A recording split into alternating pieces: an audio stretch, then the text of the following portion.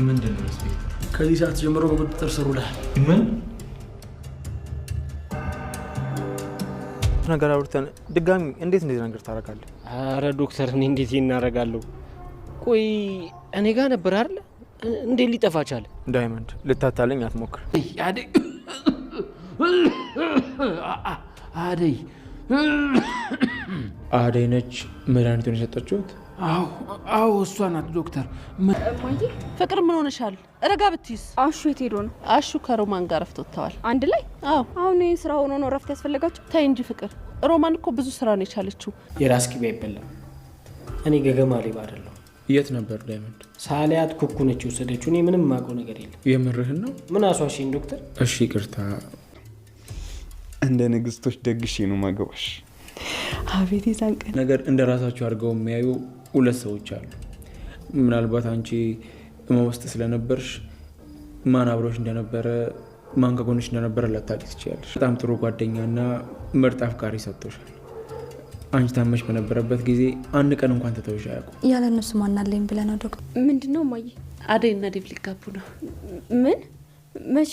ሰሞኑን አስበዋል። አያደርገው። ምን አልሽኝ? አይ ምንም እማዬ። አንተ ልጅ እባክህ ሁሉ ጊዜ በለውት እንኳን ቆጠራ ላይ ይችላል። ልቤና ታስደንቀው። ሰላም ጤና ይስጥልኝ ውድ የቻናሌ ቤተሰቦች እንዴት ናችሁ? እንዴት ከረማችሁ? እንደ ሰዓት አቆጣጠራችሁ ሰላማችሁ ይብዛልኝ በያላችሁበት። ዛሬ ደግሞ ሰራተኛዋ አደይ 196 ተጠረ የሚለውን አብረን እንየው። ዶክተሩ በምንም በማያውቀው ነገር ተወንጅሎ እንግዲህ በቁጥጥር ስር ውሏል። አደይ በጣም አዝና ቁጭ ብላ ስታለቅስ አይቷት አበረታቷትና መወሰን እንዳለባት ነግሯት ነበር የባለፈው ክፍል ያለቀው። ታዲያ ዴቭ መጥቶ እዚህ ምን ትሰሪያለሽ? ስልክሽን የሚዘጋሽው ከሱ ጋር ለመገናኘት ነው በማለት ቁጣውን ሰንዝሮ ተሳድቦ ከፍ ዝቅ አድርጓቸው ነበረ። ታዲያ ዶክተሩም ምንም ሳታውቅ አትናገር፣ አደይ ምን እንደሆነች መጀመሪያ ፊቷን አይተህ መረዳት አለብህ። እሷ እዚህ ጋር ቁጭ ብላ ያለቀሰች ነበረ። እኔም ተርቀት ነው ያየኋት እንጂ ተቀጣጥረን አይደለም የተገናኘኑ በማለት በማረጋጋት አሁን ቁጭ በልና የሆነውን ነገር ልንገርህ በማለት ይነግረዋል። ሁሉንም ነገር ታዲያ አደይ ቤተሰቦቿ እንዳልፈቀዱላት፣ ነገር ግን አንተን ስለምትወድህ ለአንተን ለማግባት ወስናለች። ስለዚህ ይህ ልታማክረኝ ነበረ፣ አንዳንድ ልማማክራት ነበር፣ በዛም ነው ቁጭ ያልነው እዚህ በማለት ነግሮታል። ታዲያ ዴቭም እውነት ግን ነው ወይ ዶክተር በማለት ወዲያውም ደግሞ በደስታ ተውጧል። አደይ እሺ በማለቷ እሱን ልታገባ በመወሰኗ ዴቭ በጣም ተደስቷል። ዶክተሩም ምንም ቢያፈቅራት ነገር ግን በዴቭ ፍቅርና በዴቭ ፍቅር ለመግባት አልወሰነም። እውነቱን አውቀሽ ስለዚህ የምትወጂውን ሰው ወስነሽ ማግባት አለብሽ። አሁን ያለሽው አንቺ በራስሽ ነውና ስለዚህ መወሰን አለብሽ በማለት ምክርም ሰጥቷት ነበረ። ታዲያ አደይም ወስናለች ዴቭን ልታገባ። በአንድ በኩል ደግሞ ፍቅር ተንኮለኛዋ ሐኪም ቤት ድረስ ለዶክተሩ ሄዳ አደይ መድኃኒቱን እንደሰጠች እንደምታወጣና እንደምታስገባ እንደምትሸጥ ነግራው ነበረ። ታዲያ እሱም ውሸቷን እንደሆነ ገብቶት እቤት ድረስ በመሄድ ወይዘሮ ታለምን ለመናገር ነበር የሄደው። ነገር ግን ልጃቸው እንደሆነ ሲያውቅ ተመልሷል። ነገሩ እየተድበሰበሰ እዚህ ላይ ደርሷል። ተንኮለኛዋ ቤዛ አሁን ላይ የተመቻቸላት ነው። ከእንጀራው በመመላለስ መድኃኒት ማን የሰጠችህ ብሎ ሲጠይቀውም አደይ እንደሰጠችው፣ ሁልጊዜም ደግሞ ለሰው ስሸጥ እንዳያት የተለያየ መድኃኒቶች እንደምትይዝም ለዶክተሩ ሲነግረው ነበር። ይህንንም ነገር እንግዲህ ለፖሊስ ሪፖርት አድርጎ ቢሆንም አይታወቅም። ነገር ግን ዶክተሩም ሆነ በቁጥጥር ስር እንደዋለ ነው ያየነው። ዳይመንድ ደግሞ የዶክተሩን ስልክ ይዞ ከኩኩ ጋራ ግብግብ ቀድሞ ነበረ። ታዲያ እሷም አንገቱን አንቃ ናይዋጣልን በማለት እየተናነቁ ነበር። እሱም ደግሞ ዶክተሩ ተመኪና ወርዶ ገላግሏቸዋል። ዳይመንድ ታዲያ የዶክተሩን ስልክ ይዞ ከኪስ ውስጥ አድርጎ ስለነበረ ኮኩ ቀስ ብላ ውልቅ አድርጋ እንደመጣላትም እንደመደበደብም ብላ ይዛው ታጠገቡ ላሽ ትላለች።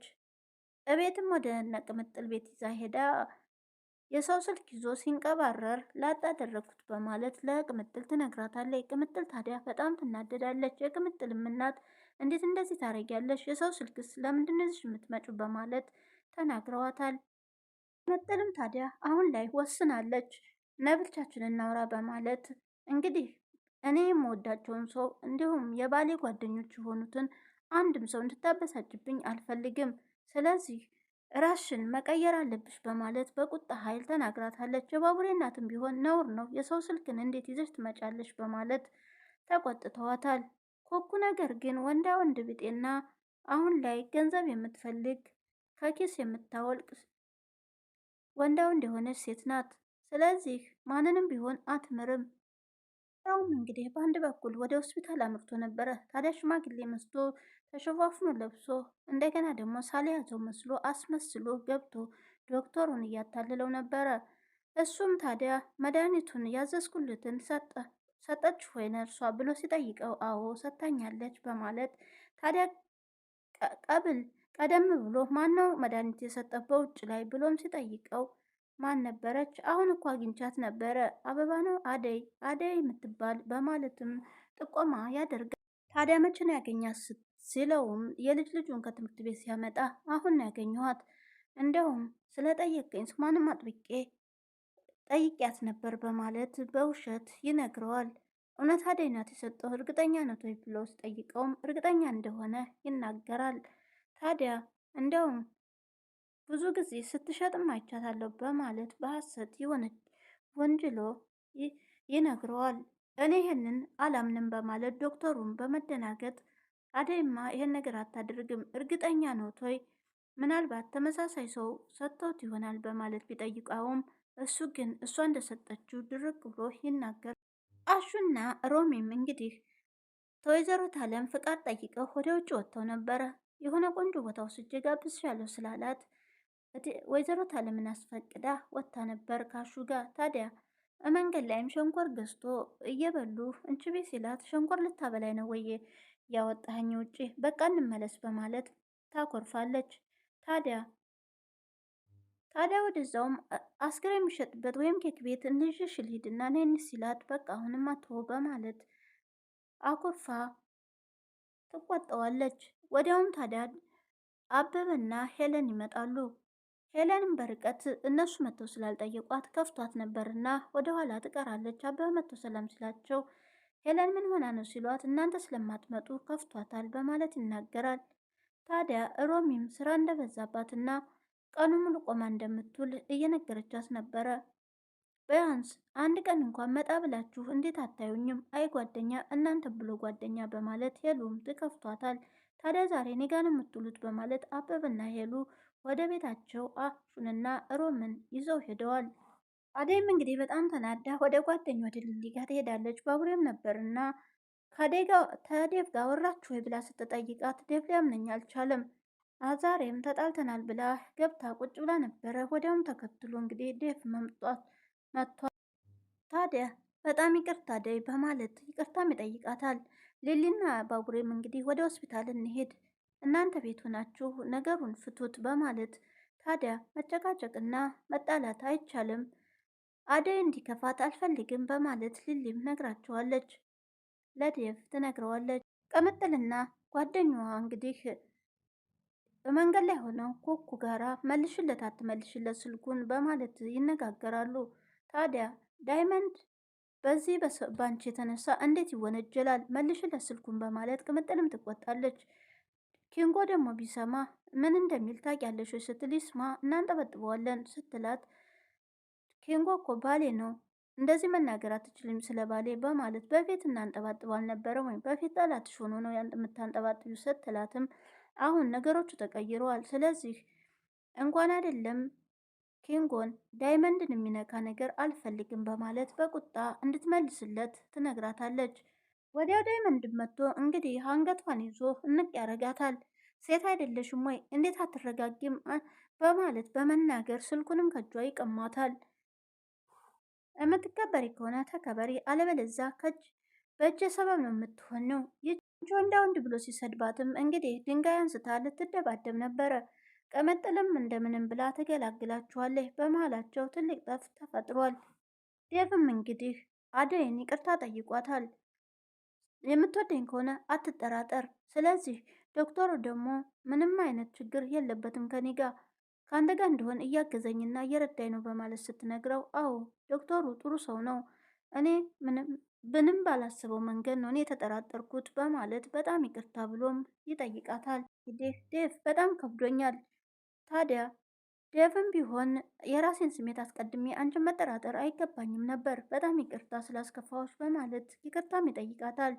አሁን ላይ አንተ ደግሞ እንደዚህ ስትሆን በጣም ይከፋኛል፣ በጣም ነው የከበደኝ፣ ነገሮቹ በጣም ከብደውኛል በማለት ትነግረዋለች። ታዲያ አሁን ላይ መወሰን አለብን ስትል እኔ ስለ አንቺ ወስኜ ጨርሻለሁ፣ አንቺ ሚስቴ ነሽ ይላታል። ስለዚህ እኔም ደግሞ ፈቃደኛ ነኝ አንተን ለማግባት፣ ስለዚህ መጋባት አለብን በማለት ሁለቱም እንግዲህ ተስማምተዋል። ሌላ ችግር ካልገባባቸው ለመጋባት ወስነው የኔ ፍቅር ምን እንደምልሽ አላቅም፣ በጣም ደስ ያለኝ እወድሻለሁ በማለት ፍቅሩን እየገለጸላት ነበረ። ታዲያ ችግራችንን ፍላጎታችንን መሸፈን የለብንም እናደርገዋለን በማለት አደይም እንግዲህ ወስናለች። ወንድም እንግዲህ ወደ ዶክተሩ ጋር ስልኩን ይዞ ሄዶ ይሰጠዋል። ታዲያ እኔ የበላሁበትን እምነሳ አይደለም የበላሁበትን እጅ እምነሳ አይደለሁም፣ ስለዚህ እኔ አይደለሁም የወሰድኩት በማለት ማን ጋር ነበር ብሎ ሲጠይቀውም ኮኩናት ልትደባደብ ቀርባ ለካስ ከኪሴ ወስደው ኖሯል በማለት ለዶክተሩም ይነግረዋል። ነው ወይ ብሎ ሲጠይቀውም ለምን ዋሻለው ዶክተር በማለት ይነግረዋል። ታዲያ በጣም ይቅርታ እውነት አንተ የወሰድከው መስሎኝ በጣም አዝኜ ነበረ በማለት ግን ነገሮችን ሳላጣራም እንደዚህ መሆናል መናገር አልነበረብኝም ይቅርታ አድርግልኝ ብሎ ዳይመንድንም ይቅርታ ይጠይቃል። ዶክተሩ እንግዲህ ሸባው ተመልሶ ብሎም ሲጠይቅ መጥቶ ነበረ። ታዲያ መድኃኒቱን ማን ሰጠ ብዬ ስጠይቀው አደይ እንደሰጠችው ነገረኝ ሲለው ዳይመንድም እንዴ ኧረ እባክህ በለው ዝም ብሎ ይቦረትፋሉ ትልቅ ሰው አይደለም ወይ በማለት ይናገራል። ታዲያ ዳይመንድም እኔ ልንገርህ ዶክተር ይሄ ሰውዬ ምንም አላማረኝም የሆነ ተንኮል አስቦ እንደመጣ ነገር ነው ያው ዳይመንድ ያስበው። ታዲያ ውጭ ላይ ጠብቃ መድኃኒት ሸጣልኛለች በማለት ስለ አደይ ስሟን ሲያጠፋ ታዲያ አመንከው ወይ ይለዋል። በጭራሽን ያላመንኩትም ግን ደግሞ የሆነ ተልእኮ እንዳለው እየተጠራጠሩ ነበር። ታዲያ ይህ ሰውዬ ሁለተኛ ነው። ከዚህም በፊት ብርቄ መታ አደይ መድኃኒት እንደምትሸጥና ነግራይ ነበረ በማለት ማናት እሷ ብርቄ ብሎ የነ ሊሊ ሰራተኛ ነገር ግን የቤት ልጅ ናት መሰለኝ በማለትም ይናገራል። ከዚህ በፊትም ደግሞ ከዳንኤል ጋር እንዳያሲት ሲነግረው ለዳይመንድ እሷም አውቋት ይች ሌባና ይችን ተንኮለኛ እሷ ናት በቃ ተንኮል እያሰበች ይህን ሁሉም የምታደርገው በማለት በፍቅር ላይ እንግዲህ ጥርጣሬው ናት። እንግዲህ እህቴ ላይ ሊጠመጥሙባት ነው ማለት ነው። እንደውም አሁን ላይ ተሸፋፍኖ የመጣው ዳንኤል ነው ማለት ነው። ወይኔ ድጋሚ ባገኘሁት በማለት አሁን ላይ በደንብ ተጠራጥረዋል። ድጋሚ ቀንጀራው ቢሄድ እንግዲህ ያጋልጡታል ብዬ አስባለሁኝ። ያደ እንግዲህ ዴቭ ደግሞ ወደ ወይዘሮ ታለም ጋር ስልክ ደውሎላት ሰርጉንም ለመጋባት እንደወሰኑ እየነገራት ነበር። እሷም ታዲያ እናንተም ውሳኔ ነው የምጠብቀው እኔ ዝግጁ ነኝ በማለት መልሳላችኋለች። ነገር ግን እስካሁን ድረስ ፍቅር እንደምታፈቅረውና በሱ ምክንያት አደይንም እንደጠላቻት እንደገና ደግሞ ለወይዘሮ ታለም ይሄን ሁሉ ነገር ሳይነግሩ ግልጽ የወጣለት ዴቭንም ሆነ አደይን የፍቅር እናት የምትጥላቸው ይመስለኛል። እንግዲህ ዴቭም እንደ ንግስታ አንቀባብሬ ነው ደግሽ የማገብሽ በማለት ግን ደግሞ ያንተ ሙዚዎች ማን ናቸው አቤት ይዛለት በማለት አደይም እያሰበች ነው። ታዲያ ፍቅር ሴት ባትሆን ኖሮ እሷን ነበር የወንድ ሙዚየም ማረከው በማለት አበባ በታኝ ብትሆን ይሻላል በማለት አደይም እንግዲህ እየተቀላለዱ ነበረ። ነገር ግን ይዞባቸው የሚመጣው መዘዝ ትልቅ ነው። ወይዘሮ ታለም የሰማች ሰዓት ሁለቱንም በጣም ነው የምትጠላቸው። ምክንያቱም ዋሽተዋታል፣ ደብቀዋታል። ቢያንስ የእሷን ችግሯን እንኳን አልነገሯትም። በዛን ሰዓት እሱን አፍቅራ ቤት ውስጥ በሯን ዘግታ ስትቀመጥም እነሱ ምንም ነገር አልተናገሩም። አሁን ላይ ታዲያ መጨረሻ ላይ ፍቅር ዴቭና አደይ ሲጋቡ ማበዷ የማይቀር ነው። የዛን ሰዓት ጉድ ይሆናል። ስለዚህ ችግሩ የሚፈጠረው የዛኔ ነው። በአንድ በኩል ደግሞ አደይ እንግዲህ ወንጀለኛ ተብላለች። አሳልፈው ለፖሊሱ ተናግረው ከሆነ ዳንኤል እና ቤዛ እንዲሁም ደግሞ ቀንጨራው አደይም ወደ እስር ቤት ትገባለች። መቆየቷ የማይቀር ነው። ስለዚህ ሰርጉ ይታጎላል ማለት ነው። ፍቅር ለመግለጽ አበበ እውነቱን ንገራትና አፍርጠው እኛና ሄሉም እንረዳሃለን። ስለዚህ ዛሬውን ንገራት፣ ምን እንደምትል ደግሞ ስማ ሲለው እኔ ክብሬን ዝቅ አላደርግም። ስንቴ ነው ወደድኩሽ ብሌ ስነግራት ምንም እንዳልገባው ምንድን ነው እያለች ደጋግማ የምትጠይቀኝ። ስለዚህ ለእሷ ብዬ ብዙ ነገር ሆኛለሁኝ። እዚህ ከተማ ሁሉ ተንከራትቻለሁኝ። ለማን ብዬ ነው የምንከራተተው? እሷን ብዬ ነው በማለት ይነግረዋል። እና ሮሚ ሲመጡ እውነቱን ተናገር አሹ የሚናገረው ነገር አለ በማለት ሲልም አሹ ኧረ እባክህን የተወኩትን ነገር አታስታውሰኝ፣ ምንም ነግር ነገር የለም በማለት እንግዲህ ምን አለበት እውነቱን ተናግረ ብታርፍ ሲለውም ዘሎ ያንቀዋል። እንደዚህ ነው የምገልህ አለበለዚያ ዝም በል በማለት ሄሉ ታዲያ አራቤን ትገልብኛለህ ልቀቀው በማለት እንግዲህ ሁሉም ይሳሳቃል። እና ባቡሬም እንግዲህ ወደ ሐኪም ቤት ሄደው ነበረ። ታዲያ አሁን ላይ ጥሩ ሁኔታ ላይ ነው ያለሽው፣ እንደዚህ ደስተኛም ስለሆንሽ በጣም ደስ ብሎኛል ዶክተር ብሎ ዶክተሩም ይገልጽላታል። ታዲያ እስቲ ለኔም ማፍቀሬ እንዲገባት የሆነ ነገር ስጣት በማለት ይቀልዳል ባቡሬም።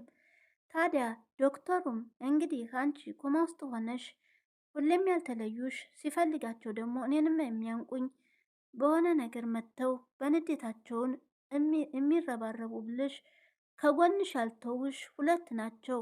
እሱም ደግሞ ጓደኛሽና አፍቃሪሽ ነው በማለት ይነግራታል። እነሱ ናቸው ሰፊ ቦታ በልቤ ውስጥ ያሉት በማለት ሊሊም ታመሰግናለች። ታዲያ ለባቡሬም እንግዲህ ደግሞ የማፍቀሩን አንተ ቀጥልበት በማለትም ዶክተሩ ይናገራል። ዶክተሩም እንግዲህ ከአሁን በኋላ ራሽን መጠበቅ አለብሽ፣ ጤናሽን በትክክል እንዲመለስ ራሽን ጠብቂ በማለት እንግዲህ ዶክተሩንም በጣም አመሰግናለሁ እንግዲህ ውለታን ፈጣሪ ይክፈል ብለው ተሰናብተው ይወጣሉ። ፍቅርም እንግዲህ የአደይንና የድብን መጋባት ለወይዘሮ ታለም ሲናገር ሰምታ አብዳለች። ሊሊና እንግዲህ ባቡሬን መንገድ ላይ ቆመው ስለ ዶክተሩ እያወሩ ነበረ። ዶክተሩ ጥሩ ሰው ነው። እኔ በፊትም ስደባደብ እሱ ጋር ነበር የምታከመው። ነገር ግን ቤዛና አስገብቶ ስሙ ሊጠፋ እንጂ ስለዚህ እሱ በጣም ጥሩ ሰው ነው በማለት እሱን እያመሰገኑት ነበረ። ማለም ኩኩት መጣና ባቡሬን ሰላም ካለችው በኋላ ምን ትሰራለህ ከዚች እብድ ጋር በማለት ትናገራለች። እንግዲህ ከእስር ቤት እንደወጣች ሊሊ ራሷን በማታውቅበት ሰዓት ከድልድይ ላይ ተገናኝተው ወደ ቤትም ይዛት መታ ነበረ። ታዲያ ታቂኛለሽ ወይ? ለምንድነው እንደዚህ የምታነግርኝ?